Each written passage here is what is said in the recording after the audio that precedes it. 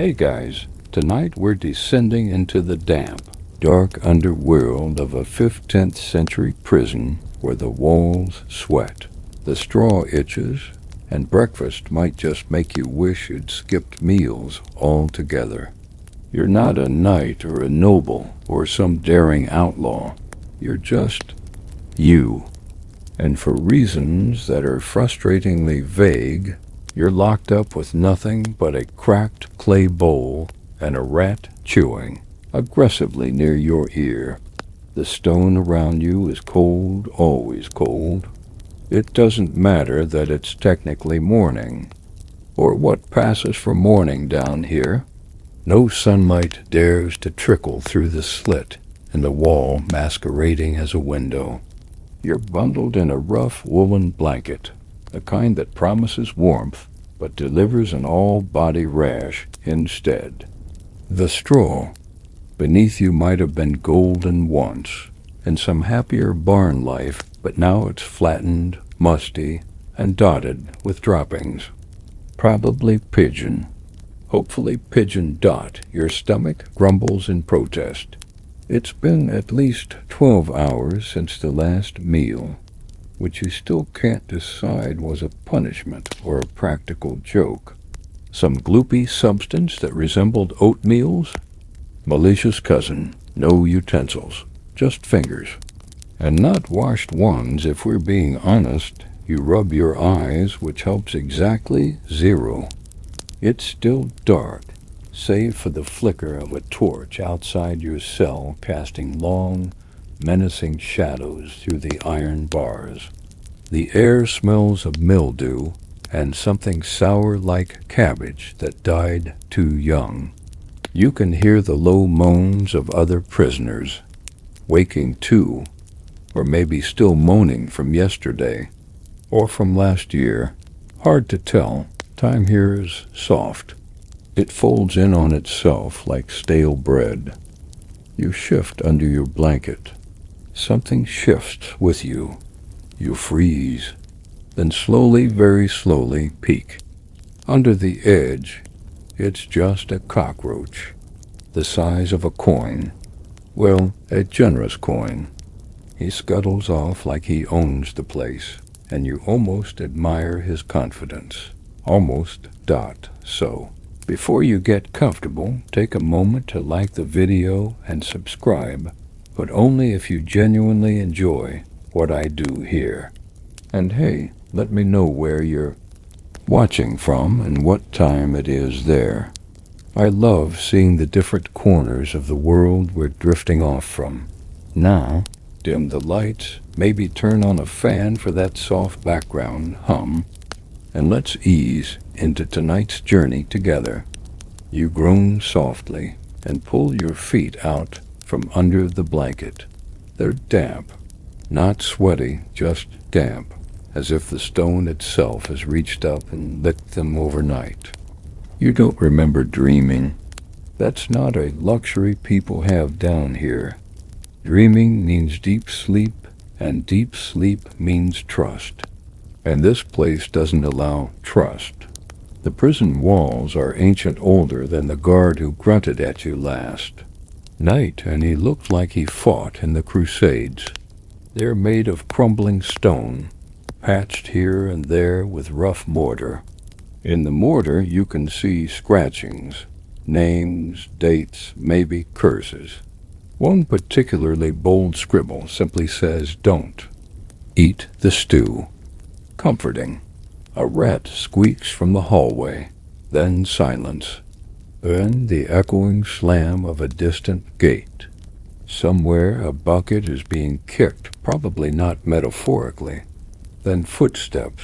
You tense. Not because you're in trouble, though who knows? Maybe yawning too loud is a flogging offense, but because footsteps usually mean two things: a new prisoner or breakfast. Let's be clear. Neither is particularly good. The torchlight outside your cell shifts again. The guard walks past, armor creaking, his breath louder than necessary. He stops. Keys jangle. You smell him before you see him leather.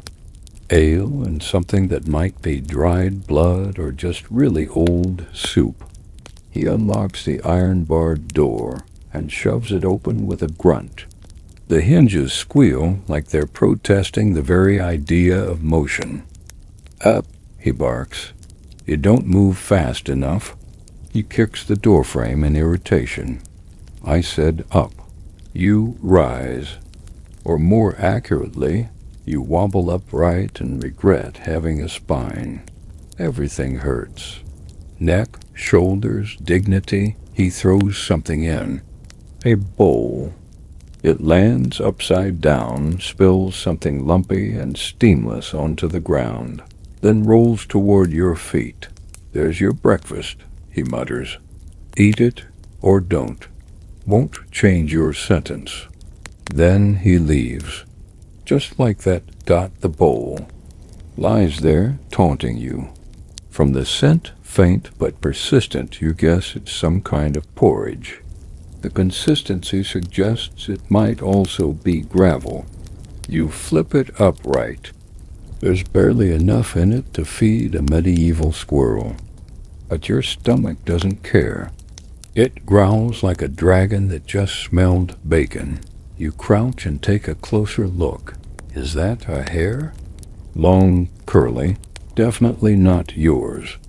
You pluck it out and toss it behind you, then immediately regret it.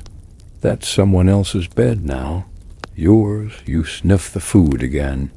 It's bland, but bland is the best you can hope for, honestly. Last week, or was it 2 days ago, the gruel had a bitter aftertaste that made everyone spend the afternoon clutching their bellies and reconsidering their life choices. Your fingers dip into the slop. It's cold. Not room temperature stone cold, like it was prepared the night before, or perhaps the previous century. You slurp it anyway.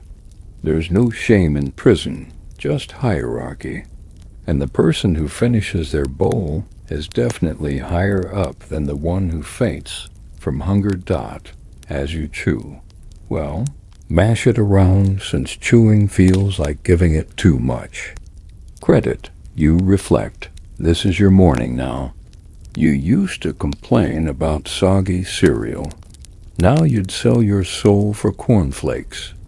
Historians still argue whether medieval prisoners were actually fed this regularly. Some say food was a privilege reserved for those who paid bribes or had noble friends. Others suggest that even peasants were given something twice a day, mostly to keep them alive long enough to face their sentence. Either way, what you're eating doesn't qualify as nourishment so much as a grim reminder that you are very much not free. And oddly enough, the weirdest part, you're still hungry. You lean back against the wall, licking your fingers because, well, wiping them on your tunic only makes things worse. The gruel, or whatever it was, has left a kind of oily film in your mouth. The kind that clings to your gums like it has. Something to prove. Your belly makes a low, unhappy gurgle. Was it full now? Not exactly. Just ... less furious. You look up and around. In the dim light of the hallway torch, the cell's corners are still shrouded in gloom. You're not alone. No. Across the way, someone's hacking up what sounds like a lung into a bucket. Or maybe it's just a really enthusiastic cough. It echoes anyway. Your ears are getting good at interpreting echoes. It's one of your new prison talents. But back to the matter at hand. How exactly did you end up here? Well, there are a few options. Maybe you swiped something you shouldn't have. A loaf of bread, a bolt of wool, or maybe you just said the wrong thing at the wrong time to the wrong person. In the 15th century, crime was a fluid concept. Stealing a chicken? That could land you a year. or a hand chopped off, or a warning. Depends on who owned the chicken, who saw you take it, and whether Mercury was in retrograde. Probably. Or maybe you didn't do anything at all, in which case welcome to the vast club of people imprisoned, just in case. See, medieval justice had its quirks. If you were accused and nobody liked you, that was enough. Trial by jury? Cute. Trial by ordeal? Now we're talking. You could have been dunked in a river to see if you floated, bad, or burned on the foot with hot iron to see if it healed quickly, also bad. Historians still argue whether these tests were taken seriously by everyone, or if they were more ceremonial than punitive. Either way, they rarely ended with "you're free to go." And if you were suspected of being involved in something political, say, supporting the wrong duke, or rolling your eyes when the king passed by, straight to the dungeon, my friend. The worst part? There's no schedule for release. No official sentence etched into stone. You're here until someone remembers you, or until someone needs the cell space. The guy in the corner, Bertram, or at least that's what he mumbles when he speaks, says he's been here for several winters. You're not sure if that's literal or if he's just poetic, but his beard agrees with the timeline. He mostly sleeps and talks to his thumb. Yesterday he tried to barter you his boot for your blanket. You refused. He wept. Then promptly used the boot as a pillow. You're beginning to think he's the wisest one here. Another prisoner, 2 cells down, claims to have been a baker. His story changes often. Sometimes he's a baker, sometimes a soldier, occasionally a tax collector. The only consistency is that he insists he was wrongfully imprisoned and that his breakfast used to be so much better. He told you once about a meat pie with real spices. You almost cried. There's a kid, too barely a teenager. Face dirty, eyes too old. No one speaks to him much. He doesn't speak to anyone. But sometimes he hums a simple tune, over and over. Again, it gets in your head and stays there, oddly soothing, haunting, really. And just to round out the cast, there's the monk, or was a monk, or pretends to be one. He prays loudly and constantly, which might be noble if it didn't echo like a curse through the cell block. He claims to have visions. He once told you the walls are alive. You didn't ask for clarification. Some things are better left ambiguous. Your prison mates are a grim mosaic of people with nowhere to go and nothing to do. But somehow, in their own way, they're more alive than the guards. The guards barely look at you. They grunt, they pace, they scratch their beards with dirty nails. One of them is missing 2 fingers, and you try not to think about the how or the why. The youngest one always smells of onions. He eats while walking past the cells just to torment you. He once tossed an apple core at the monk. The monk blessed it and tried to eat it whole. Occasionally someone is dragged out of the block, not always screaming, which somehow makes it worse. You never see them again. Could be a trial, could be the stocks, could be something less procedural. Sometimes someone new arrives, usually bruised, often unconscious. Once a woman was thrown in and taken out before sunrise. No one speaks of that.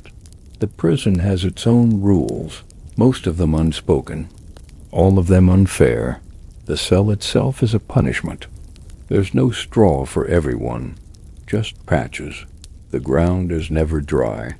Your back aches constantly, not from exertion, but from stillness. The kind of stillness that seeps into the bones and whispers, You're not leaving. You find yourself missing things you didn't know you loved. Blankets that smell like lavender, fresh bread, the sound of birds, not pigeons, but real birds. Even chores. The idea of sweeping a clean floor feels luxurious now. And mornings, you used to hate mornings. Now you wait for them. Not because they bring hope, but because they mean you've survived another night. The night is the hardest part. That's when the cold seeps deepest, the sounds grow louder, and your thoughts become treacherous company. Still, you're here, breathing, blinking, digesting, whatever that bowl held. That counts for something. Somewhere above, church bells ring. Faint, distant, impossible to tell the hour, but you mark it anyway. Another checkpoint in your invisible calendar. One more. Chime closer to what? Freedom? Death? A different cell? You don't know. No one does. You shift again, stretching one leg out toward the edge of your straw patch. It's a gamble. You risk kicking something slimy or scuttling, but the cramps in your calf are reaching protest levels. You wince. The stone floor is even colder than before, if that's possible. The air is thick with the scent of human closeness, breath, sweat, and an underlying musk that suggests at least one person in this cell believes hygiene is for the nobility. A groan to your left reminds you that Bertram is awake, or at least responding to stimuli. He's curled like a fossil, mumbling nonsense into the crook of his elbow. It's too early for conversation, even by prison standards. Not that there's a set schedule. Morning is a loose term here, mostly signified by the guard's footsteps and the bowl of despair you already endured. Still, you're not alone. The sounds of the cell block swell gradually. A cough here, a fart there. Someone whispering a prayer. Someone else whispering not a prayer. You try not to listen. This early symphony of misery is the prison's version of a wake-up call. Then comes the rustling, the uncomfortable shuffling of bodies repositioning, the swatting of bugs, and of course, the scratching. Lice are a fact of life down here. They don't discriminate. Nobleman, thief, monk, they feast on everyone with equal opportunity. You scratch an itch behind your ear and wonder how many roommates live in your hair now. 5, 10, a thriving village. Bertram sits up suddenly. His beard is tangled in something that might have once been a feather. He blinks at you with rheumy eyes. Did the king come last night? He asks. You shake your head. Ah, he says, as if that clears things up. Then he reaches behind him, pulls something from the straw, and offers it. It's a hunk of bread, moldy, rock-hard, possibly older than you. You decline with a polite shake of the head. He shrugs and begins gnawing at it like a determined squirrel. Welcome to breakfast, round 2. This is where it gets social. Every prison has its etiquette, and here mornings are when the cellmates assess their situation. How did everyone sleep? Did anyone cry? Did anything crawl into your blanket and forget to crawl back out? And more importantly, what, if anything, did you manage to save from last night's meal? Some inmates keep scraps hidden under their cloaks or stuffed into the folds of their tunics. A piece of turnip, a shard of bone, a crust. One man, a wiry fellow named Jory, has a pouch made from what he swears is rabbit skin, though you suspect it's actually just really tired leather. Inside, a tiny collection of edible-ish treasures. He barters them for favors, stories, or a few minutes sitting near the torch outside his cell. Jory eyes you now. "Trade your half a bean for your blanket," he says. You laugh and he smiles. He wasn't serious. Probably.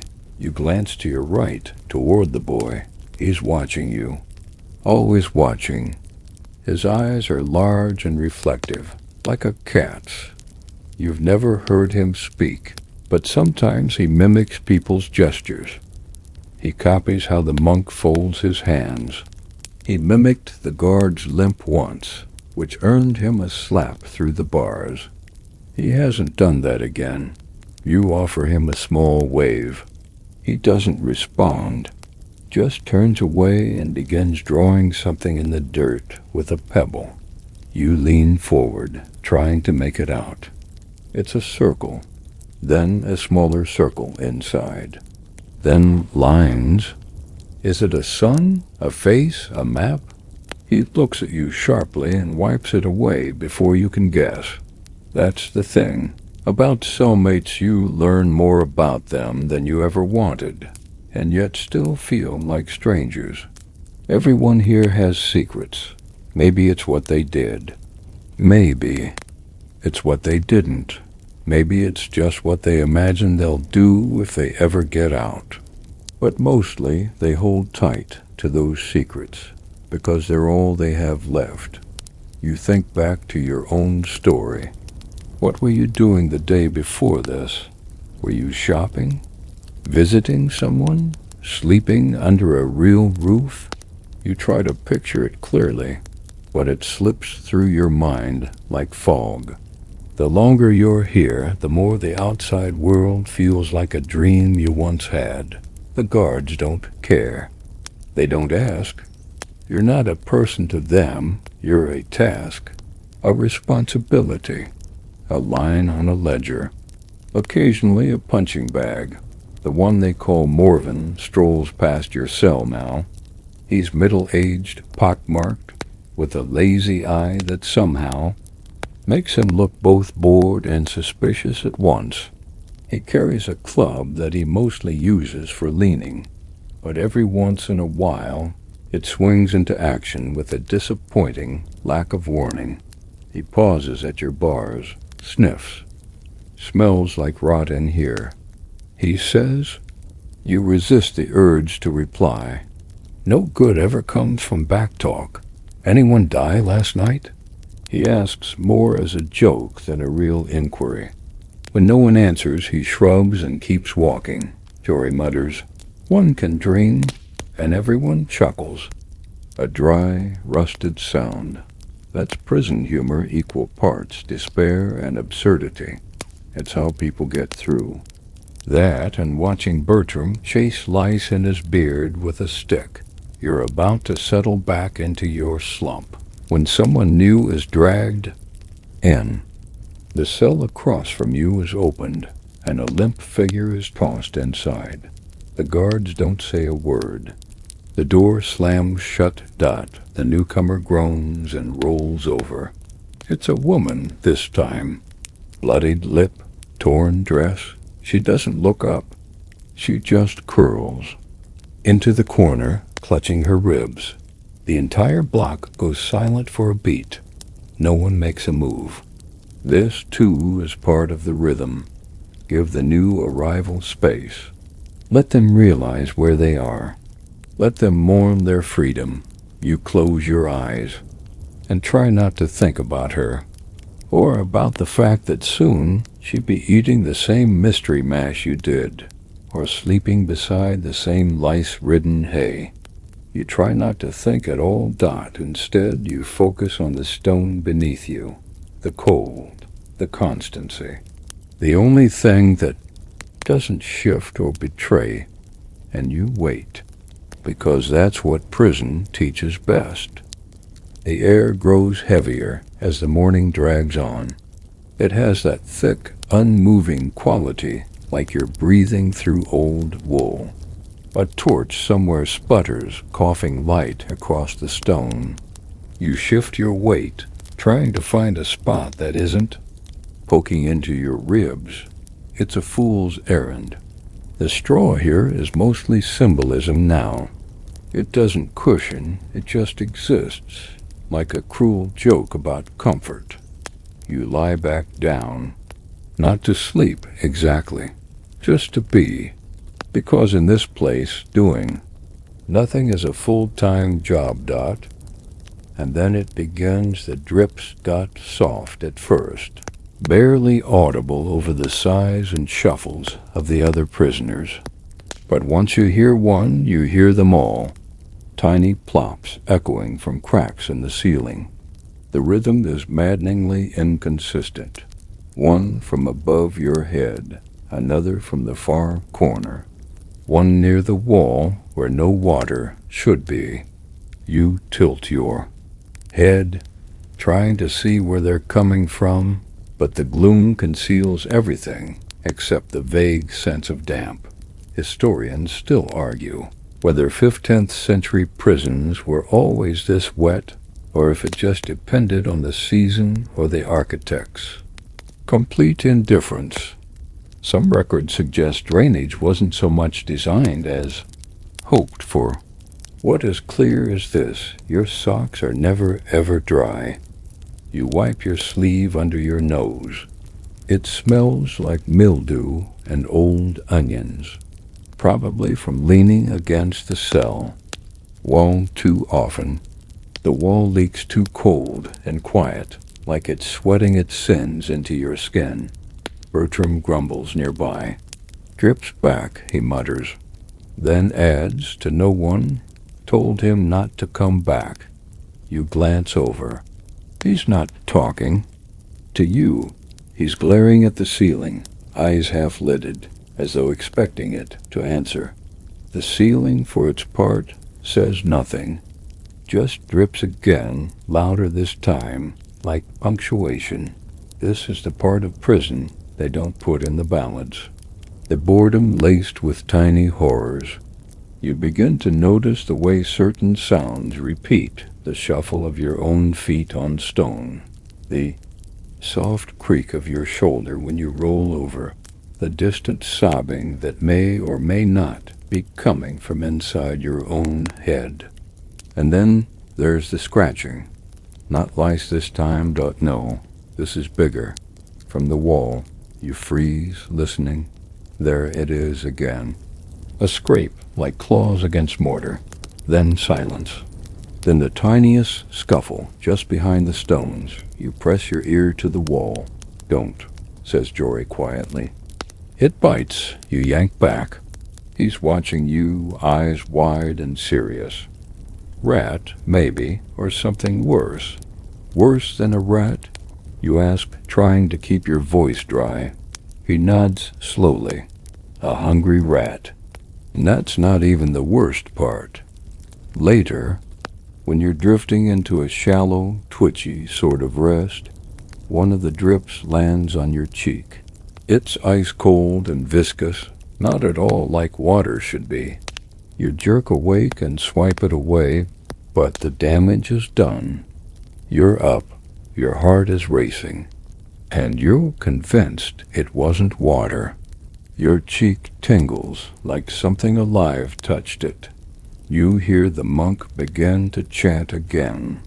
Not a recognizable prayer, either just a low rhythmic muttering in a language. That's either Latin or something older.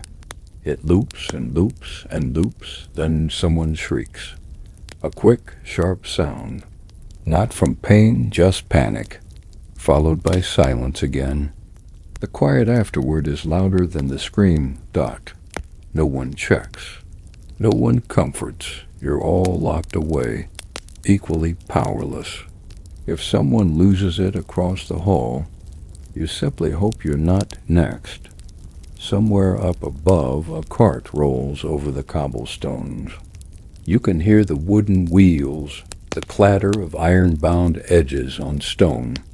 The sound filters down through cracks in the floor or ceiling. Who knows which? It's a ghost of a life continuing without you. Someone's going to market. Someone's buying fresh bread. Someone seeing the sun. You think about the sun. You haven't seen it since... How long has it been? Days? Weeks? There's no sunrise down here. No beam of morning light spilling across your bed like in old paintings. No, here it's just torchlight and drips and the scratch of whatever's living behind the wall. You roll onto your other side. Your hip bones press against the stone. You tug the blanket up over your shoulder, even though it doesn't help. It's damp and smells faintly of feet, but it's yours. That counts for something. Someone farts, loud and unapologetic. Bertram claps softly. Bravissimo, he whispers. You stifle a laugh. It bubbles up anyway, surprising you. It's not. Funny, not really, but in this place, any sound that isn't weeping or screaming is a blessing. You hear footsteps again. The scrape of boots. Another guard. This one doesn't stop at your cell. Just walks by. But he drops something as he goes. A scroll, a cloth. No, it's a ladle. It hits the ground with a metallic clatter and rolls out of sight. Moments later, he realizes, turns back, curses under his breath, and picks it up. Should have left it. Jory mutters. You nod in agreement. It could have been a spoon, or a weapon, or something to barter with. Anything is worth something here. A shard of pottery once triggered a fistfight. Not because it could hurt anyone, but because it could scoop gruel. It's strange. The things you value now. You shift again and try to settle. The drips continue. So does the scratching. The monks chant quiet, and across the way the new woman finally speaks. Just one word. Why? No one answers, because no one knows. You drift into a half-sleep, just long enough to forget where you are. In your dream, you're walking through a warm bakery. Sunlight pours in through a tiny window. You smell honey and roasted nuts. The baker smiles, hands you a pastry so perfect it nearly glows. You lift it to your lips and wake to someone's halitosis hovering inches from your face. You jerk back instinctively, smacking your head against the wall. There's a grunt, a shuffle, and the offender Bertram again slouches away. Muttering didn't mean to share the air. You sit up, groggy, mildly concussed, and suddenly aware of just how vile the cell's atmosphere has become. You can taste it. That's never a good sign. 15th century breath is not something. They include in historical reenactments. But here you are, sampling it like a sommelier in purgatory. The air is thick with it garlic, rot, sour milk, and something vaguely metallic. A cocktail of mouth odors from a dozen prisoners who haven't brushed their teeth since they arrived, and probably didn't before that either. Toothpaste? Adorable idea. Toothbrush? Not unless you count chewed twigs or frayed rope. The concept of oral hygiene in the 1400s was more suggestion than practice. Historians still argue whether most medieval folks cleaned their teeth with herbal powders, or simply hoped divine intervention would keep the plaque away. Either way, here in prison, nobody's wasting sage or ash on their molars. You run your tongue across your own teeth. Fuzzy. That's never a good texture. Across the way, Jory hacks up something disturbing and spits it onto the wall. It slides down slowly like it's trying to escape. He grins at you. Morning breath, he says. Hits like a mace, don't it? It does. The monk is back at his chanting, but softer now. He smells strongly of onions and something yeasty, like bread gone wrong. You wonder if he's fermenting. Internally, his breath leaves a trail when he speaks, and it's not just the cold air. Even the quiet boy is suffering. He holds his tunic over his mouth like a plagued doctor, eyes squinted in dismay. He's drawn something again in the dirt this time. It's a big open mouth with jagged lines for teeth. Then he adds a little stink swirl over it. You lie back, down, and try to angle your face toward the sliver of fresh air from the hallway. It's not much better, but at least it's not coming directly from anyone's throat. You begin to wonder how bad it really is. Are you all just used to it now? Have your senses dulled? Is this your new normal? You remember a time, was it last week? A month ago, when someone new came in and immediately gagged. Not from the food, not from the filth, but from the air. He staggered to a corner and vomited with such conviction you could feel it through the floor. You didn't last long, got pulled out after 2 days. Either someone paid for his release, or he died. No one asked. Best not to breathe too deep, says Jory, handing you a scrap of cloth. Soak that in water, tie it round your face. Helps a little. You look at the cloth. It's stiff and spotted with something. You're not asking what. Still, you take it. You're not proud. You dunk it in the slimy water bucket near your corner and tie it around your mouth and nose like a makeshift mask. It smells faintly of feet and mold. But you'd take that over morning breath any day. Bertram begins a hacking. Cough that echoes down the hallway like a warning bell. The sound is wet, ragged. You wonder how long he has left. You wonder how long you have. There are no doctors here, no medicine, no quarantine if someone starts coughing up blood. Just more straw, more silence. You lean your head back and close your eyes, trying to block out the air, the stench, the everything. But your stomach has other plans. It lets out a long, hollow groan. You're still hungry. How is that possible? That morning gruel didn't fill you. It didn't satisfy. It just happened to you. And now your body's asking for more, like an insulted customer returning a dish. You open your eyes and look around. Everyone's doing the same thing, waiting for time to pass, for the guards to return, for food, for a reason to still be here. And they smell terrible. Body odor in this place is its own atmosphere, a cloud you can't escape. Everyone's marinated in their own sweat for days, sometimes weeks. Some prisoners have sores on their skin from the constant damp, the rubbing of coarse wool, and the simple fact that no one has bathed.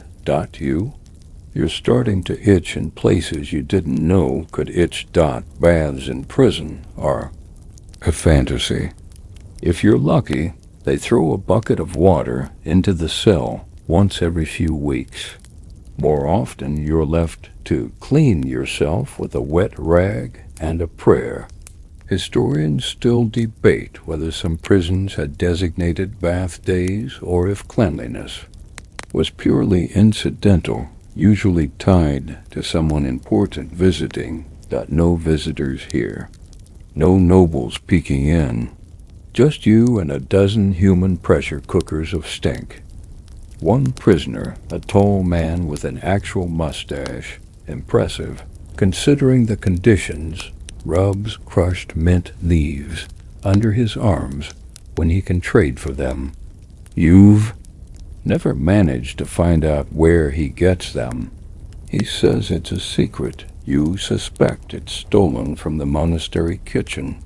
Either way, he smells slightly better than death. A luxury. You hear movement outside the cell block. Not footsteps more, like dragging, then voices. Low, tired voices. Someone's being moved, then silence again. The light flickers. You tug the cloth from your face and breathe through your mouth. It doesn't help Dot you think about soap. Just for a moment. Real soap. The kind made from fat and ash. The kind that burns your eyes but makes you feel human again. You'd do anything for that right now. Even the memory of clean sheets makes your heart ache. A hot cup of something. A splash of water that doesn't smell like it's been reused twice. You close your eyes again, and this time you imagine a garden with lavender Dot and no one's breath but your own. You don't even hear the guard approach this time. One moment you're lost in a mental field of lavender, and the next, there's a loud metallic clang at the bars that sends a bolt of panic straight down your spine. You jerk upright, smacking your knee against the wall and curse under your breath. The bowl lands with a dull thud just inside the cell Dot. No words this time. No threats. No eye contact. Just the routine breakfast or what passes for it. The guard moves on, dragging his feet. Like the effort of feeding prisoners is beneath him. You can't even argue. The meal he's just delivered would be beneath maggots. You crawl over, knees creaking, and peer into the bowl. It's gray, not metaphorically, not poetically. Actually gray. A sickly, lumpy concoction that neither jiggles nor stays still. A purgatory of texture Dot. Is it porridge? Gruel? Ground up despair? No steam rises from it, which means it was probably cooked hours ago. Or days. Or maybe it was never cooked at all, and is simply decided to be this consistency out of spite. You poke it with a finger. It clings. Not like a sauce, more like how guilt clings. You scrape some onto your nail and sniff. It smells faintly of something once alive. Possibly a vegetable. Possibly not. The others in your cell are already investigating their portions. Some eat quickly, like if they don't finish fast, it might crawl away. Others hesitate, like they're negotiating with fate. Bertram stares into his bowl, as if it holds answers to the universe. Then he takes a bite, winces, and mutters, "Needs salt."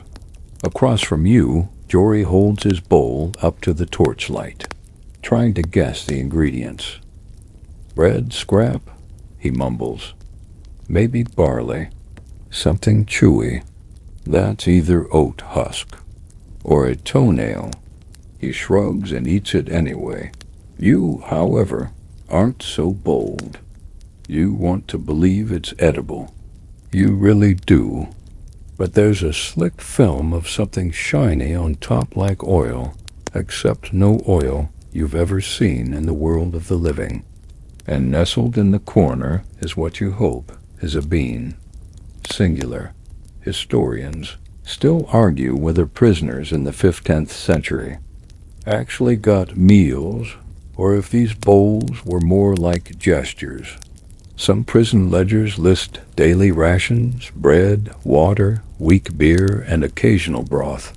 Others make no mention of food at all, suggesting families had to bring meals or prisoners simply begged. Regardless, this bowl isn't nourishment. It's obligation. You give in. One small bite. Just to try. The texture is wrong. Like wet paper with ambition. It slides across your tongue, then lodges itself behind your molars like a tenant who refuses to leave. You swallow. Regret follows. Immediately. The taste is mostly neutral, but there's a bitter after note. like burnt flour or ash. You're not sure which would be worse. At least ash suggests something was cooked. You take another bite, because hunger trumps caution. As you chew, you hear a buzzing. Not in your ears, in the air. A fly hovers nearby. Then two. Then more. That's another fun feature of prison cuisine. It attracts company. Flies are the garnish here. They settle on the rim of your bowl like tiny winged food critics. One lands directly in the mush and begins exploring. You try to shoo it, but it just flaps lazily and resumes its stroll. Jory picks one out of his with impressive calm. Extra protein, he mutters. You keep chewing, against your better judgment, because somewhere deep in your brain a voice whispers, "This might be all you get today, Dot." And that voice is probably right. There's a shuffle behind you. The quiet boy has finished his serving, licked the bowl clean. He stares at yours now, silent but intense. You shift slightly, shielding it with your body. You're not proud of the instinct, but here possession is survival. The boy doesn't speak, just backs away and draws something in the dirt again. A bowl, then another, then a third. All empty. Bertram suddenly chuckles. "Remember the stew?" he says, wiping his beard with a sleeve. "Back in spring. Big pot. Smelled like feet, tasted like despair." Jory nods. "Found a tooth in it? A human tooth?" You ask, not sure why you asked. "Probably," Bertram says, then shrugs. "Maybe it was a gift." Laughter ripples through the cell. Tired, dry, but real, because what else can you do? A guard walks by, eyeing the bowls. He snorts. "Eat it or starve." You want to say, "What's the difference?" But you don't. You finish the rest, bite by bite, chewing slowly to make it last. The texture never improves. Neither does the flavor. But your stomach stops complaining, and that feels like a win. Still, you can't help but wonder, what is this stuff?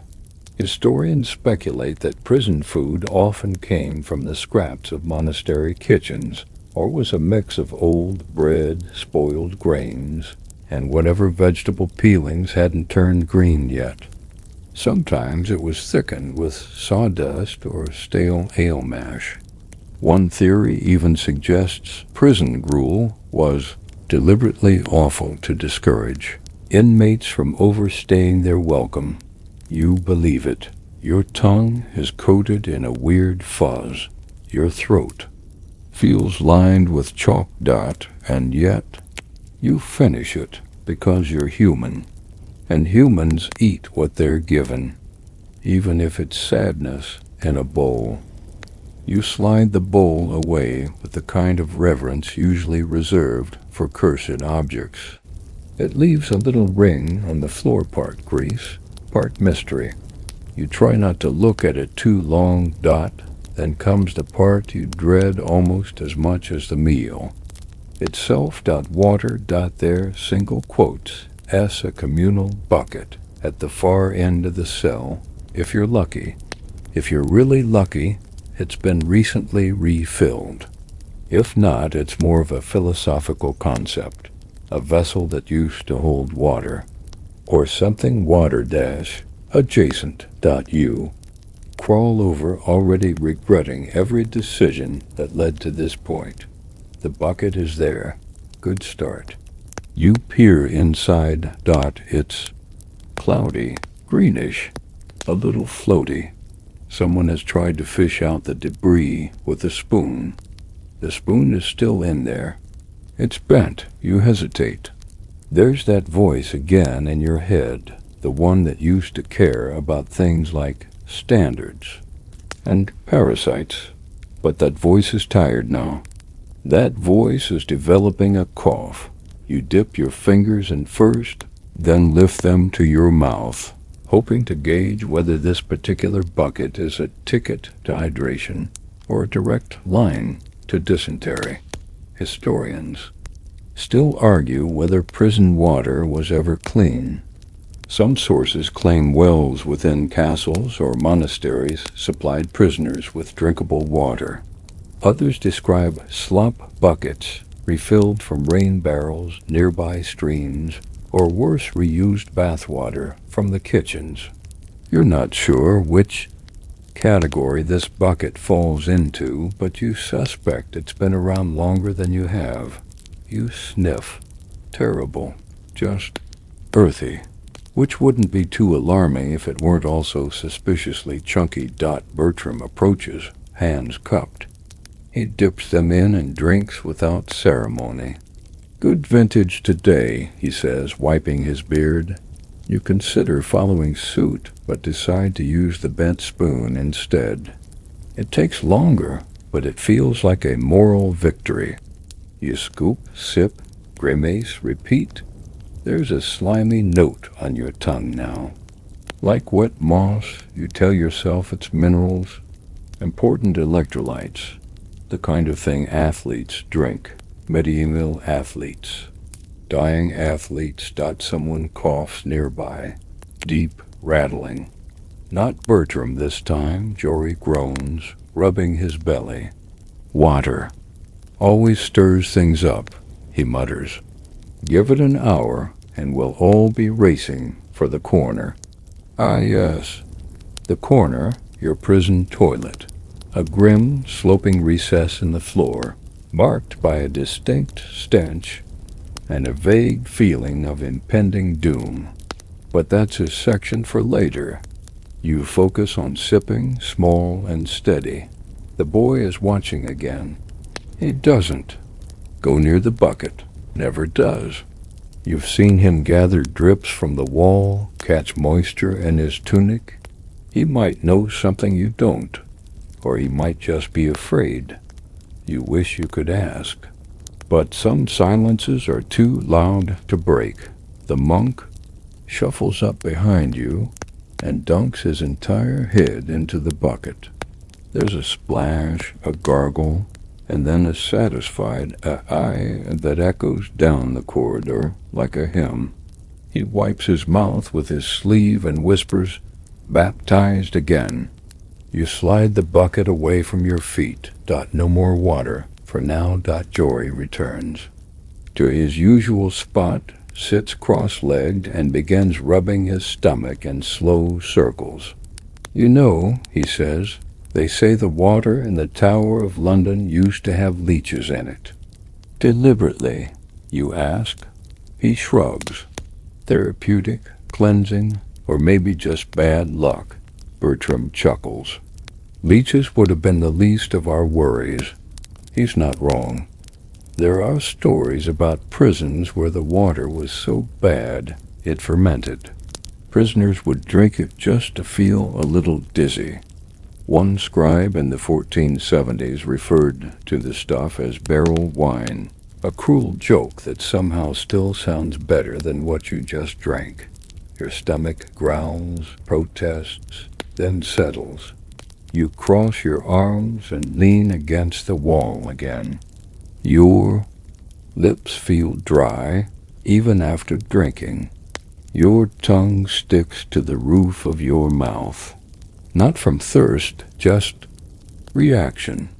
You try not to think about what might be swimming in your gut now. Microbes? Worms? Plague spores? The torch outside your cell flickers, casting a fresh batch of shadows across your companions' faces. Bertram looks older. Jory looks grayer. The boy looks unchanged, still watchful, still quiet. There's a sudden shriek from another cell down the hall.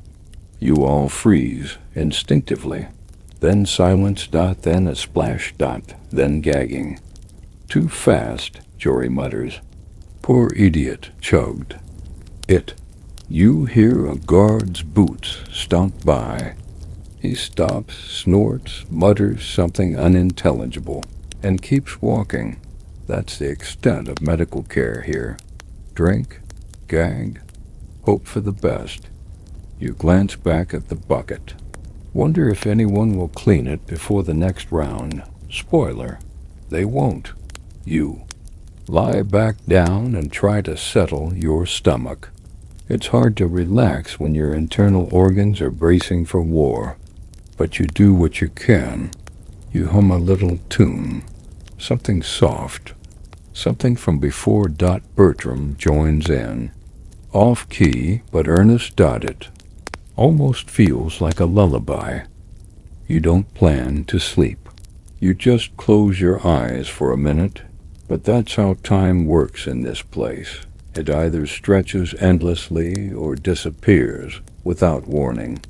When you blink again, something feels off. Your stomach is tight. Not hunger, this is different. There's a slow churning motion happening inside you, like someone stirring a pot in the center of your gut with a crooked spoon. You sit up. Around you, the cell has taken on a different sound. Less muttering, more groaning. A sort of shared discomfort, like everyone's body agreed to protest at the same time. You know this feeling. It's the water. Jory coughs and clutches his side. Told you, he mumbles, voice hoarse. It's always the water. The air now carries a new aroma, a sour, stomach-turning edge that warns of what's coming. It smells like sick, sweat, and panic. You glance toward the corner. The corner. It's not just a direction, it's a decision. A place designated for things no one wants to describe.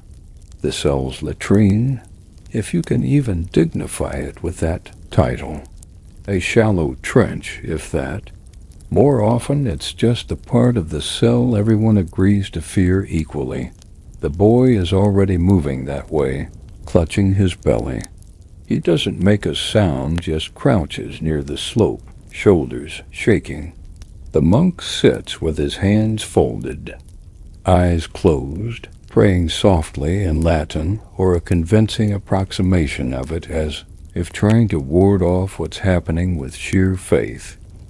You feel it rising now, a bubble of discomfort pushing upward, the body's quiet rebellion against whatever you drank. Historians still debate whether medieval prison water was intentionally contaminated. Some suggest jailers let the wells stagnate to punish inmates. Subtly, others argue there was just no awareness of germs or sanitation. Either way, your intestines have entered negotiations with something aggressive. Bertram stumbles past you, looking green.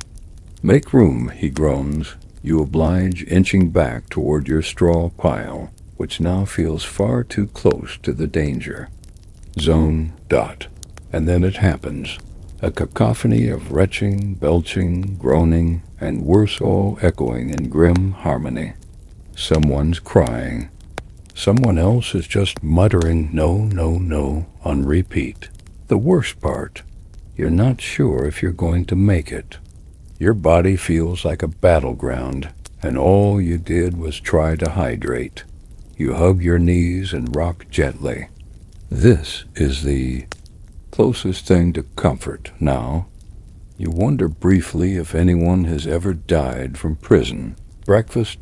Probably. There are medieval accounts of mass sickness in jails. One chronicler wrote about a prison in Avignon where the floor turned to soup, which is a phrase you now understand far too intimately. Other sources mention outbreaks of bloody flux, likely dysentery, that spread from shared buckets and unwashed bowls. Jory is on all fours, whispering to himself, should have waited, I knew better. You think of how many mouths have drunk from that bucket. How many hands, how many fingers, how many lips. The communal backwash of misery. Your stomach clenches again. You close your eyes and breathe through your mouth, which only makes things worse. The air is a cocktail of everything unspeakable. Even the quiet boy moans now. That's how you know it's serious. The monk, still folded in prayer, suddenly leans forward and vomits spectacularly onto his own knees. He doesn't flinch, just nods solemnly and says, "Penance." The guard's footsteps approach, slow, leisurely. You look up as he stops by your cell. He sniffs the air, curls his lip, and taps the bars with his stick. "What did I say?" He says, not to you, but to the corridor. Told him not to fill the bucket from the horse trough. He walks off, chuckling. The sound of his amusement makes something inside you snap a little. You're not even mad, just impressed that someone could still laugh in this place. You finally crawl toward the far corner yourself, dignity trailing.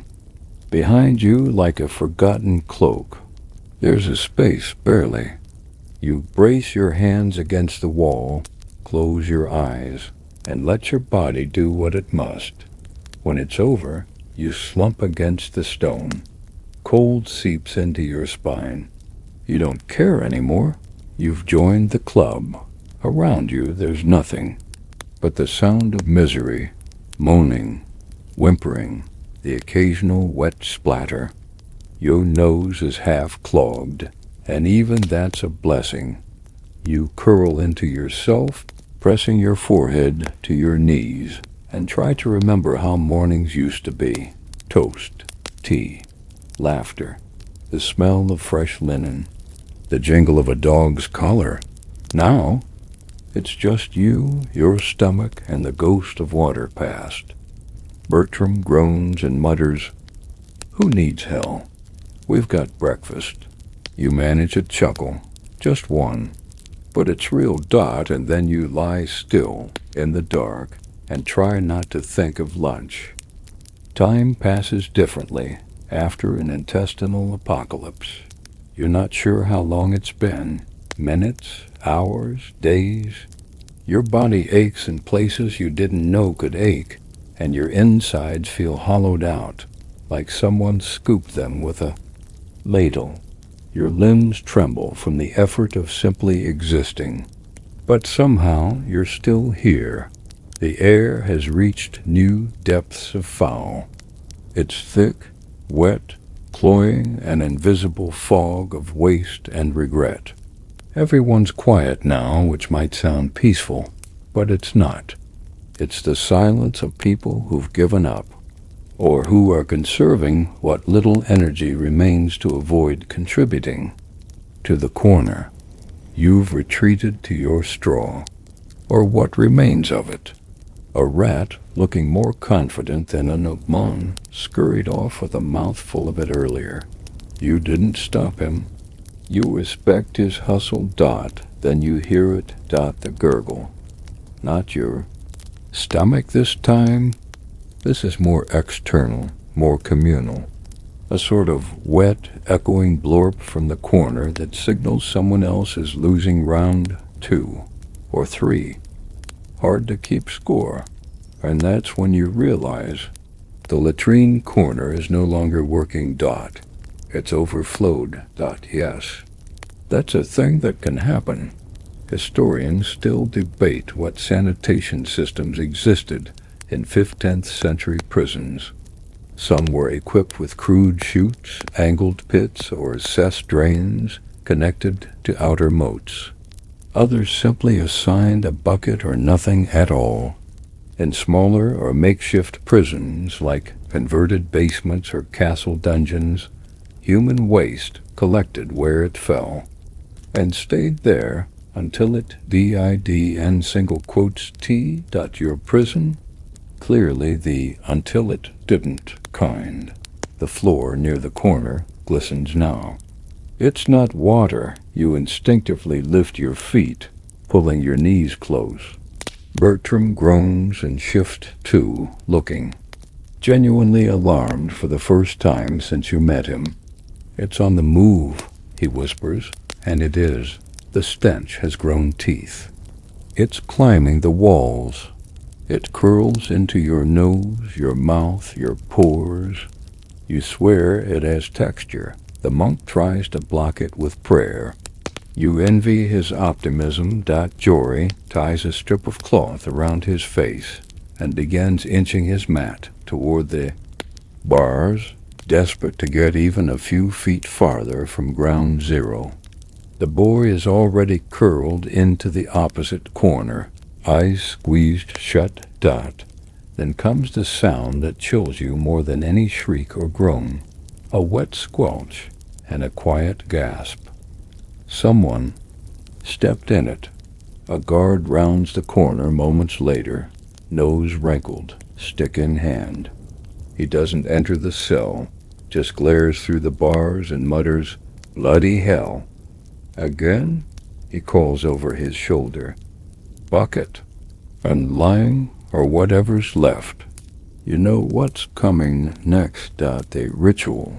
It starts with a dragging sound, an iron bucket half filled with quicklime. The guard shoves it into the cell and tosses in a splintered wooden shovel. No gloves, no guidance, just the expectation that someone will fix it. Jory glares at it. "I did it last time," Bertram groans. "So I can barely walk." "Your legs work fine when there's soup." Jory snaps. The monk volunteers, probably as a penance thing, but his shaking hands make it worse. Lime spills everywhere, a pale, acrid cloud rising as he dumps it over the offending corner. You all cough violently. It burns your throat, your eyes, your memories. The stench doesn't leave. It just gets. Powdered and still, the floor remains. Damp, always damp. It's a place that resists dryness like a bad habit. The stone itself seems to weep. Later, when the fumes settle, you sit in silence again. A new layer of filth crusts the cell like a ceremonial glaze. You don't even flinch when a beetle crawls over your foot. It's just part of the scenery now. You try not to look at the corner. It's coated in lime, but the shine beneath it tells you nothing has truly changed. The boy starts drawing in the grime again, this time. Little stick figures in a line, all bent over, all facing the same way. He adds a little cloud above them. You wonder if it's meant to be a smell.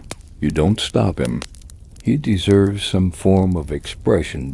This, you realize, is the cycle. Eat, drink, regret, repeat. And the worst part, you're getting used to it. That's what truly frightens you. Not the filth, not the rats, not the guards. The part of you that says, "This is fine." The part that calculates how many steps it takes to get from your straw to the corner without slipping. The part that's already preparing to drink from the bucket again because what choice do you have? Somewhere in your soul, a small, clean part of you is still screaming, but its voice is quieter now. You lean against the wall, eyes half shut, and you wait, because there's nothing else to do. You don't remember when you stopped flinching at movement. Maybe it was after the 6th rat or the 3rd time something crawled across your chest while you slept. Either way, your brain has adjusted. Now, when you see shadows darting across the ceiling or feel tiny feet on your ankle, you barely blink. It's not just rats either. The cell is alive in the way abandoned ships are alive with squatters. Creatures that don't pay rent and certainly don't respect personal space. A pigeon flutters past the bars, clumsy and loud. It lands near the water bucket, pecks at a slime-covered edge, then poops directly onto the stone. You sigh. Bertram chuckles. Friend of yours? Fresher than breakfast, you reply. The monk looks up from his corner, holding out a hand. The pigeon eyes him, unbothered, and flaps to a higher ledge, where it settles in like royalty. Its feathers are ragged and gray, and one eye is crusted shut. It fits in perfectly. Historians write surprisingly often about animals in prisons. Pigeons, rats, lice, they all show up in letters and records. Some inmates even befriended them, fed them scraps, talked to them. In long sentences or solitary confinement, a rat could become your most consistent companion. Some chroniclers even described mice that attended Mass by squeaking during prayer. You don't feel particularly religious, but the idea of forming a bond with a pigeon suddenly doesn't seem so crazy, especially when it brings backup. A second pigeon joins the first, this one missing most of its tail feathers. It immediately starts pecking at the stone, possibly for moss, possibly out of boredom. They like salt, Jory mutters, from the sweat. You stare at the stone beneath you. It's damp with more than just sweat now. Still, the pigeons look delighted. Then come the insects. They appear slowly, like tiny invaders testing the terrain. A cockroach here, a beetle there, one ambitious centipede that disappears into the hay with unsettling grace. You draw your knees, and tighter, trying not to be obvious. Jory watches you. You'll want to tuck your sleeves in tonight, he says. And your pant legs, trust me. Bertram groans. The crawling season started, has it? Crawling season? Jory nods. They follow the damp, lay eggs in the straw. You suddenly feel itchy in 12 new places. The monk seems unbothered. He scoops a bug from the floor and examines it with interest. We're all God's creatures, he murmurs. Some of you just have more legs, you mutter, brushing something off your collar. A roach skitters past your bowl. You flick it away, but it just returns, bolder this time, like it has a claim now. You try again. It flies. Everyone ducks. Oh no, Bertram groans. Flying ones are the worst. They aim for the mouth. You tie your tunic higher around your neck. That's a problem for sleeping, not just for eating. Sleeping with your mouth open here is a bold move. The quiet boy is crouched low, his tunic pulled up over his face like a veil. He's watching a group of ants march across the wall in a perfect line. He doesn't swat them. He seems to be counting them, maybe naming them. You envy his ability to adapt. The guards, of course, do nothing. They never address the vermin problem. To them, the bugs are as much a part of the cell as the stone and the iron bars. Maybe even more so. At least the bugs don't try to escape. One prisoner from 2 cells down once claimed to train a rat. Said he could get it to fetch crumbs. No one believed him until the rat actually ran across the corridor with a piece of bread. It was impressive, until the guard stomped on it the next day. Vermin ain't pets, the guard said. You never saw that prisoner again. Tonight, you decide to sleep sitting up, back against the wall, arms crossed tightly. You pull your blanket over your head, breathing through the cloth like it might filter out more than stink. Something rustles in the straw beside you. You freeze. Then it stops. You pretend it's nothing. You try to drift. You count your breaths. You think of better mornings. The weight of a cat on your chest. The smell of a clean towel. The way birds sounded outside. Here birds are indoors now, pooping on your bedding. And yet, this is normal, the new baseline. When the pigeon takes off again, its wings brush your face. You don't scream, you just sigh and tuck your sleeves in tighter. The cell settles into that strange, hollow quiet that arrives when no one has the strength to talk. Bertram is lying flat on his back, one arm across his forehead like he's posing for a tragic sculpture. Jory is leaned against the bars, chewing on what's left of a nail. The monk hums softly to himself, a tune you almost recognize, half lullaby, half dirge. Even the boy is still curled in his straw nest like a cat, his eyes half open and empty. Your stomach growls again. How? You've had 2 spoonfuls of water, 1 questionable bowl of breakfast sludge, and at least a tablespoon of anxiety. And yet your body still has the nerve to be hungry. Welcome to the Hunger Games, Medieval Edition. No fanfare, no cornucopia, just your bowl and whatever you can wring out of other people's suffering. You glance across the cell. Bertram's bowl lies upside down, forgotten. Jory still has his clutch to his chest like a holy relic. The monk's is gone, probably used to baptize something terrible. And the boy, empty as always. He doesn't even pretend to hoard. You wonder if he's just given up or playing a longer game. A scraping sound makes everyone turn. It's a spoon. He's licking it clean. Again, slowly, reverently, Bertram groans. You licked that thing 12 times. Still flavor in it, Jory replies, not breaking eye contact. You're tempted. Not to steal, of course, but to barter. Because that's what prison hunger does. It reconfigures your ethics like furniture in a fire. What would you trade? Not your blanket, not yet. Maybe the button from your tunic? Your spot near the dry wall? Information? I'll tell you where the dry straw is, you say casually. If I can have your spoon for 2 licks. Jory pauses. He narrows his eyes. Dry straw doesn't exist. There's a patch under the boy. Jory glances at the boy, then back at you. He considers it seriously. 3 licks. You nod.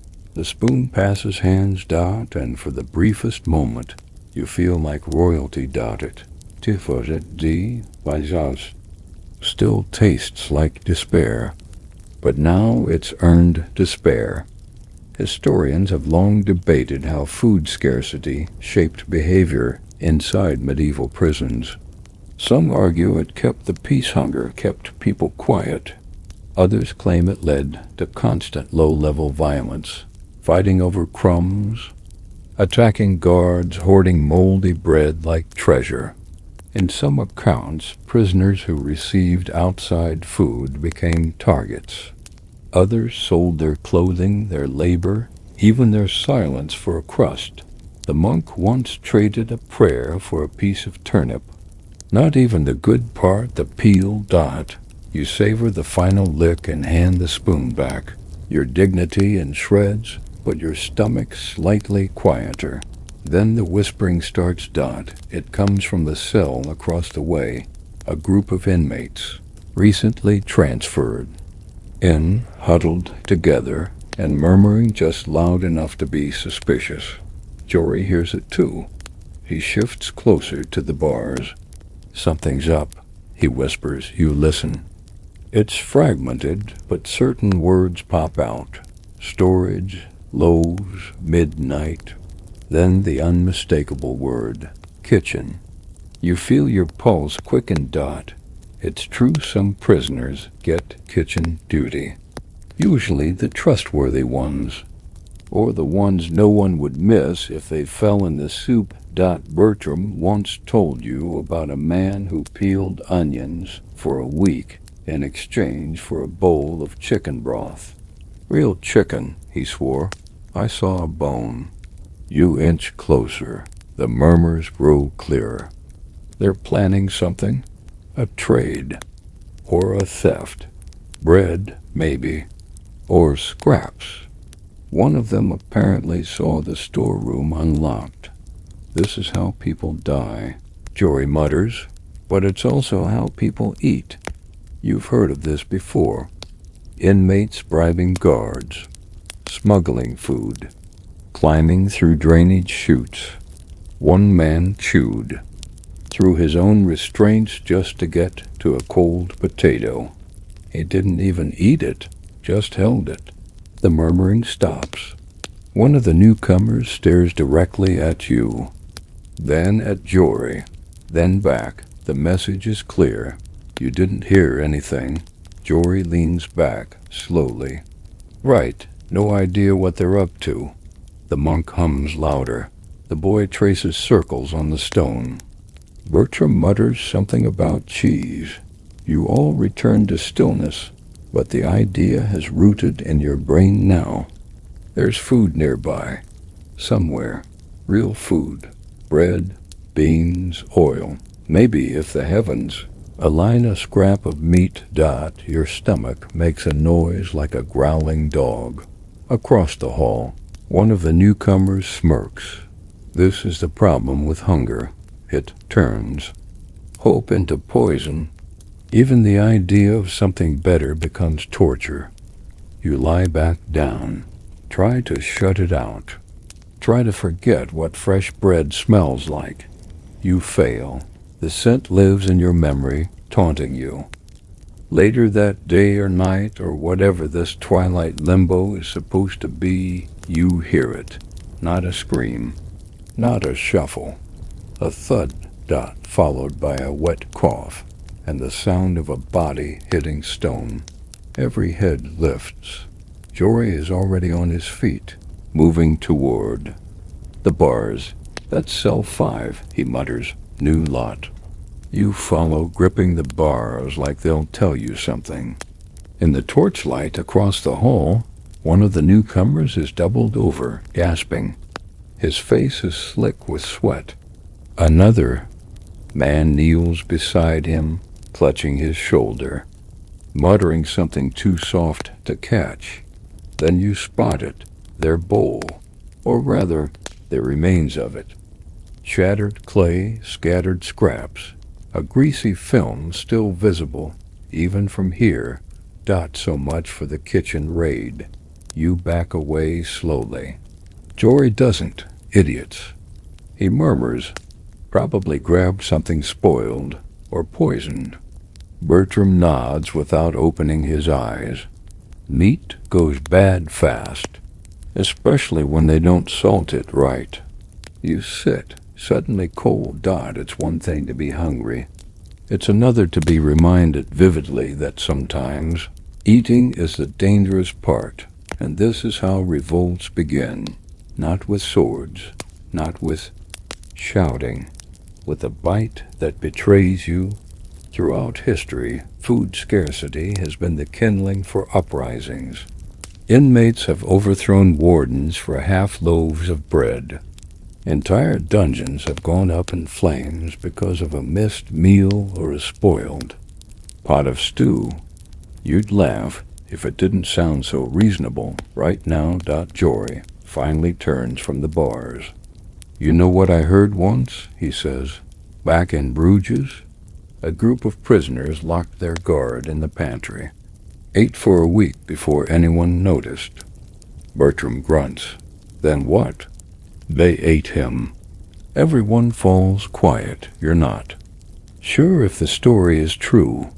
You're not sure you want to know. The torch outside crackles softly. The monk speaks for the first time in hours. Famine is God's test, he says. It separates the devout from the desperate. Jory scoffs. Pretty sure it just separates the living from the dead. Another thud comes from across the hall. The sick man is lying down now, twitching. No one helps. Because no one can. Because what if it's catching? You've heard whispers about sickness spreading from food, moldy rye causing hallucinations, rotten meats triggering fevers. One guard once joked that the potatoes in the cellar were older than the king's mistress. You believed him. Where did they get it? You ask softly. Jory shrugs. Probably stole from the supply closet. Or paid a guard. Or someone let them, Bertram adds darkly. You shiver. That's another danger in here. Food can be used as bait or punishment. You've seen it before. A bowl filled too full. A crust too fresh. It's never free. You lie back and try to focus on something else, but your mind won't stop circling the same question. Would you have eaten it? If they'd offered it to you, stolen or not, risk or not, would you have said no? You think about your aching belly, your dry mouth, the bowl you licked clean earlier, like a dog. No. You wouldn't have said no, and that terrifies you. The cell grows quiet again. The guards don't come. They never do during sickness. Bertram whispers. They'll come later. With a cart. You know what that means. You turn your head to the wall, pressing your cheek to the damp stone, wishing it would cool the heat behind your eyes, wishing it would do something. The boy is watching again. He doesn't speak, just keeps his drawing, pressed flat against the floor with both hands, like it might float away. When you finally drift into sleep light, uneasy, you dream of a feast. But the bread is ash. The meat hollow, and every cup leaks. The next morning arrives not with sunlight, but with the sound of iron wheels grinding over stone. The cart. You don't move right away. No one does. There's a heaviness in the air, thick as the smell. But not just the usual cocktail of rot, mildew, and human misery. No, this is something newer, sharper. The sour-sweet scent of sickness and old blood. The kind of smell that wraps around your throat and sits heavy in your lungs. The guard appears at the end of the hallway, dragging the cart behind him. It's wooden, crude, and streaked with stains that suggest many uses, none of them comforting. Another guard follows, younger, red-faced, clearly new. He covers his mouth with a cloth, eyes darting from cell to cell, like he's expecting something to leap out and bite. Dead ones in 5. The older guard grunts. The younger one hesitates. Which one? Doesn't matter. They open. The cell. You all go quiet, holding your breath as though sound might infect you. 2. There's a low rustle, the shuffle of feet against straw, then a thump as something heavy is lifted. The cart creaks under the weight, and just like that, he's gone. No ceremony, no rites, no names, just an arm trailing over the side, swinging slightly, until the younger guard notices and tucks it back in with visible discomfort. They leave without a word, and everyone exhales at once. Jory mutters, "Wasn't even warm in here before." You glance across the hallway. The remaining men in that cell are staring at the wall, blank-faced. One of them is still clutching the dead man's bowl. Bertram sighs. One less mouth to feed. The monk crosses himself. The boy draws a cart. In the dirt. No one stops him. Later, the guards return, but not to ask questions or investigate. No, they're here for kitchen duty. Turns out when someone dies, the cell loses a body and gains a job. They unlock the cell and pull one of the newcomers out thin, pale, shaking. Cook's helper, they say. Congratulations. The man doesn't respond. He just shuffles down the hallway with them, hunched and broken. You don't envy him, or maybe you do, because here's the thing. The lucky ones in the kitchen get to see food, real food, whole loaves, root vegetables, even meat on rare occasions. Sure, most of it is past its prime, but to see it even, smell it feels like visiting heaven's pantry. Of course, not all kitchen stories end well. Jory leans over and says, "You ever hear about Greeley?" You shake your head. He was in here last winter, got assigned to kitchen duty, came back glowing, said he had stew on his fingers and forgot what sadness was. And then, 2 days later, he was gone. No cart, just gone. Escape? Jory snorts. Nah, cook probably caught him tasting. The monk confirms it solemnly. Theft from the Lord's table, he says, punishable by disappearance. You shiver, but you're also jealous, because stew on your fingers sounds like a religious experience. Historians still debate the role of prisoners in food prep. Some sources suggest trusted inmates assisted in basic tasks, chopping, stirring, fetching firewood. Others claim they were used as human dishwashers, cleaning pots with rags and frostbitten hands. One record from a French dungeon mentions an inmate scalded with boiling stock for sneaking a sip. In other words, the kitchen giveth, and the kitchen taketh away. Back in the cell, things return to normal, or what passes for normal.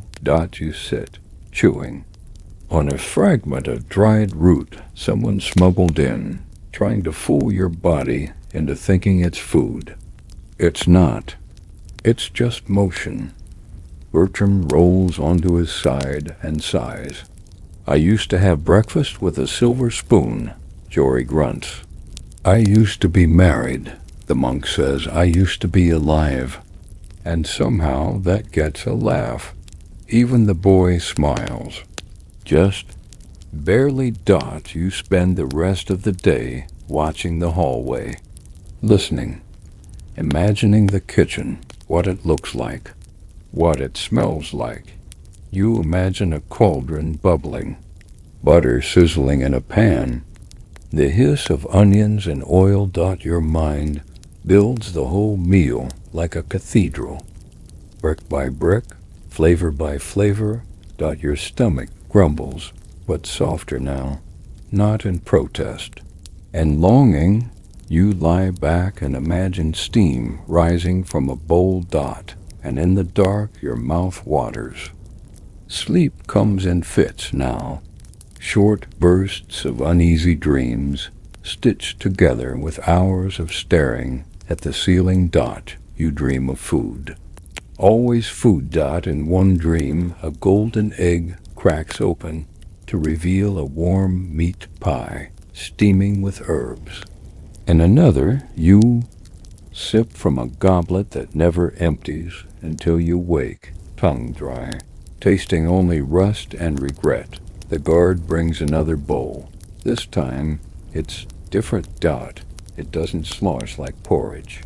It thuds. There's structure, something solid. You stare at it, a hunk of bread, cracked, dense, barely risen. Probably a week old. You poke it. It resists. Then you lift it to your nose and inhale like it's perfume.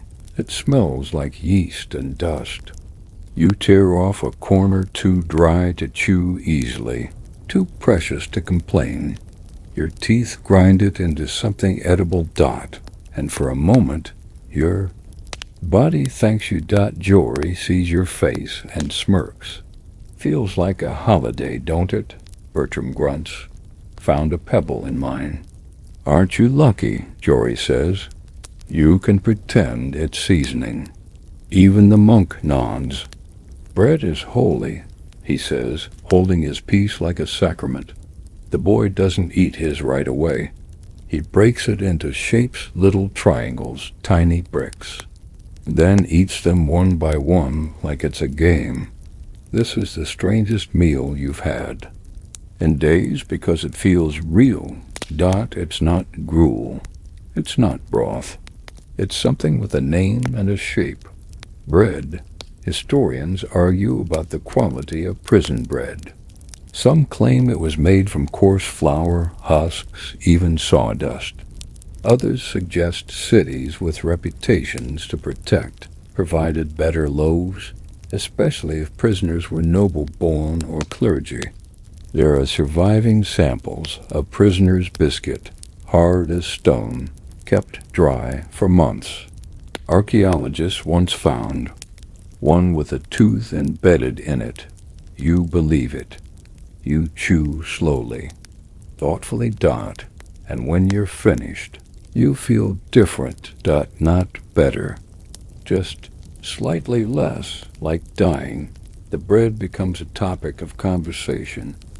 Where'd it come from? You ask. No idea, Jory replies. Maybe the bishop's visiting, or maybe the cook had mercy. Bertram snorts. More likely, a shipment went moldy, and they sliced off the worst bits. Doesn't matter, Dot, it was solid.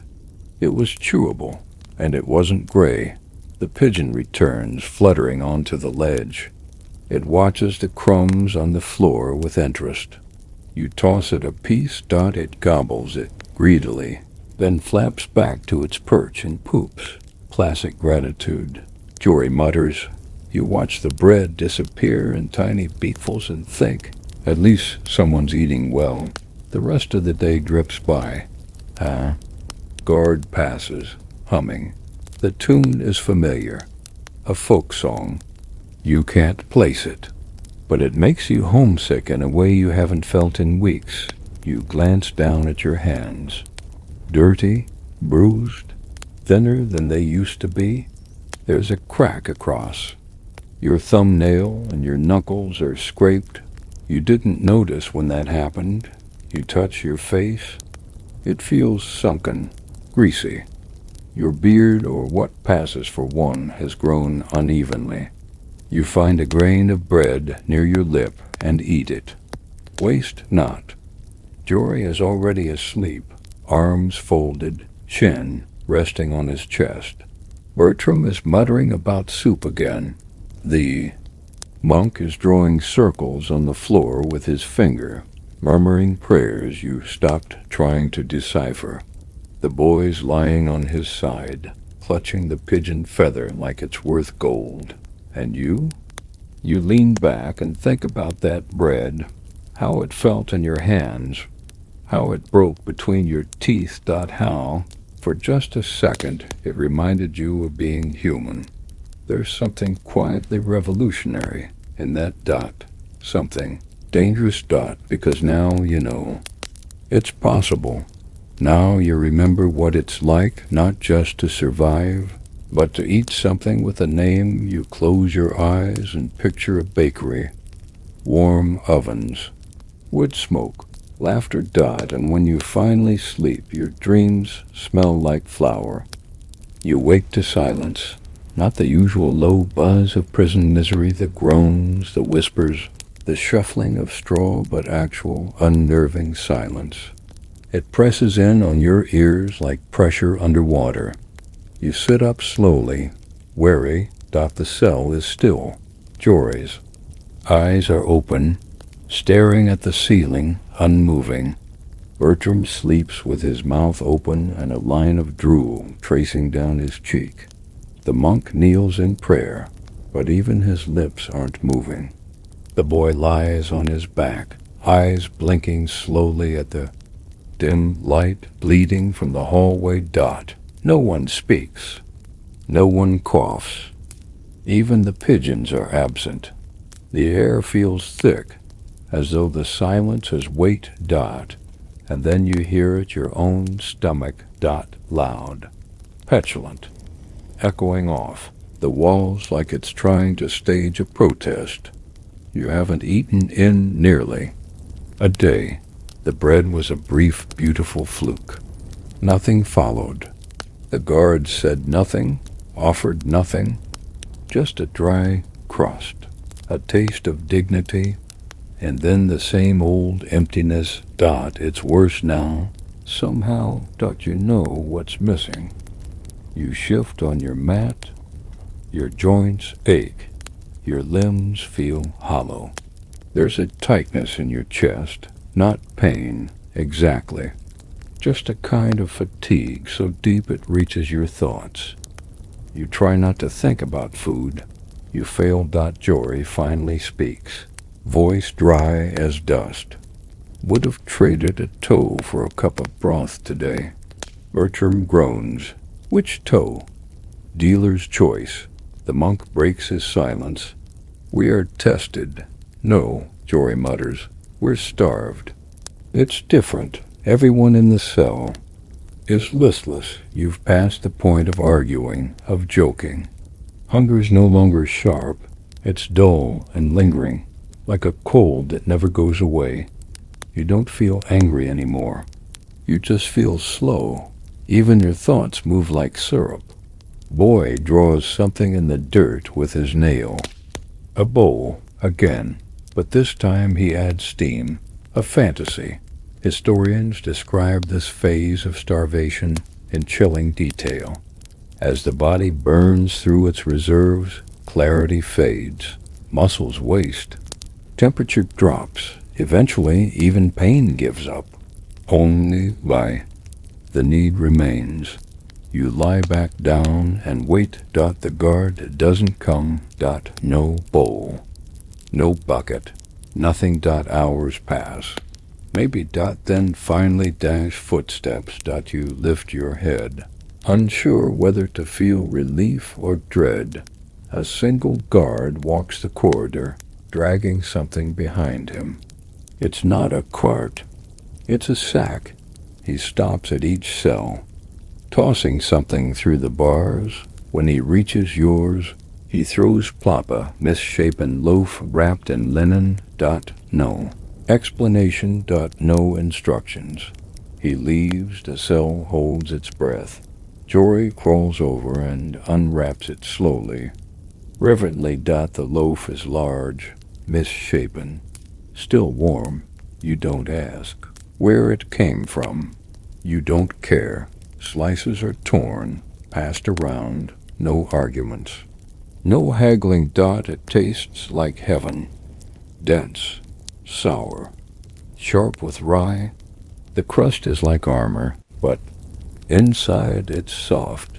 You chew with your eyes closed, as if in prayer. One bite. Two. And finally, peace. The quiet becomes sacred now, not heavy. Full, not hollow. The boy wipes his mouth. Jory licks his fingers. Bertram whispers something about apples. The monk smiles through his beard. And you lie back and breathe, not with effort, not with hunger. Just breath. Your belly is not full, but it is no longer empty. And that is enough. Now your eyes are heavy, your limbs soft. The corners of the cell, once sharp and hostile, seem to blur and recede. Even the stone beneath you doesn't feel quite so cold anymore. The torchlight outside, your bars has dimmed to a golden smudge, flickering gently against the wall. The hum of breath in the cell, the tiny rustle of straw, the muted rhythm of life, it all blends into a quiet lullaby you never expected. You're still in that prison. Yes, but for tonight, the fight is paused. Your stomach rests. Your mind, once gnawing and frantic, has curled into sleep. Tomorrow might bring gray bowls and spoiled water and corners you try not to look at, but not yet. Right now, the hunger has lifted its weight. Not gone, but softened. And in its place is something almost sweet. The memory of bread, the warmth of something shared, and the delicate, fading idea of hope. You turn onto your side, eyes half closed. The pigeons have returned to their ledge. Boy sleeps. Even Jory snores softly. And as your breath slows, as the ache in your bones dims to a whisper, you let yourself drift, not because the cell has changed, but because you've endured it. You've tasted something real, and now it's time to sleep, deep and slow and safe, until the next morning, or the next dream, whichever comes first. Sweet dreams.